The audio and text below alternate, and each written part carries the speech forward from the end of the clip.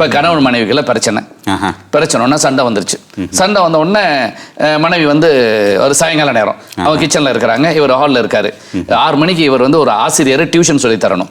5:45 ஆச்சு. எப்பவுமே காஃபி கொடுப்பாங்க, ஆனால் காஃபி வரல. அப்போ பார்க்குறாரு, என்ன சண்டை வந்துருச்சுல, உட்காந்துருக்காரு. என்ன காஃபி வரலையே, சண்டை வந்துருச்சு, சரி பாப்பா உட்காந்துருக்காரு. அந்த அம்மா பார்க்குது, 5:45 ஆச்சு, காஃபி குடிப்பாரு, இருக்கட்டும் ஒரு நாளைக்கு, குடியா முடிய போகுது அப்படின்னு கோபத்தில் இருக்கிறாங்க.